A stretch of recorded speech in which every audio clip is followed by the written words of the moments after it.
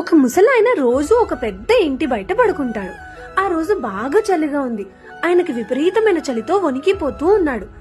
ఇది ఈ రోజు ఆ ఇంటి యజమాని గమనిస్తాడు.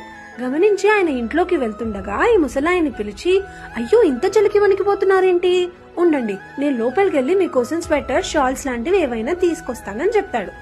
ఆ ముసలాయన సరేనండి నేను ఇక్కడే ఎదురు చూస్తూ ఉంటాను అని చెప్తాడు. అలాగే అని ఆ ఇంటి యజమాని లోపలికి వెళ్లిపోయి వాళ్ళ ఇంట్లో వాళ్లతో, వాళ్ళ పిల్లలతో మాట్లాడుతూ ఈ విషయం మర్చిపోయి లోపలికి వెళ్లి నిద్రపోతాడు.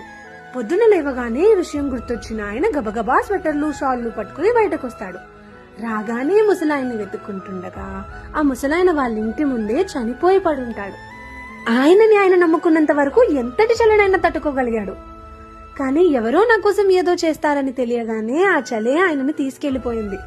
లైఫ్ లో కూడా ఇంతే, నా కోసం ఎవరో ఏదో చేస్తారు, వాళ్ళు ఇలా ఉంటారు, వీళ్ళు ఇలా ఉంటారు, వాళ్ళే నవ్వుతేనే నేను నవ్వుతా, వాళ్ళు ఏడిస్తే నేను ఏడుస్తా, నా కోసం వాళ్ళు ఎందుకు ఇది చేయలేదు, నేను వాళ్ళకి ఇంత చేశాను, వాళ్ళు నన్ను ఎందుకు ఇలా హర్ట్ చేశారని ఎప్పుడు వేరే వాళ్ళ మీద ఎక్స్పెక్ట్ చేస్తూ ఉంటే లైఫ్ అంతా బాధగానే ఉంటాం. నీ ఆనందం, నీ బాధ, నీ సక్సెస్ నీ చేతిలోనే ఉండాలి. Expectations always hurts.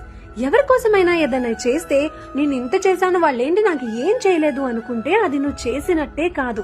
ఎవరి కోసమైనా ఏదైనా చెయ్యాలనిపిస్తే మనస్ఫూర్తిగా చేసి అది మర్చిపోవాలి. రిటర్న్ లో ఏదైనా ఎక్స్పెక్ట్ చేసి చేయడం కన్నా చెయ్యకపోవడమే మంచిది. అందుకే never expect anything from anyone. నిన్ను నువ్వే చూసుకోవాలి. ఒక్కసారి ఆలోచించు. కథ నీకు నచ్చిందా? జాగ్రత్త.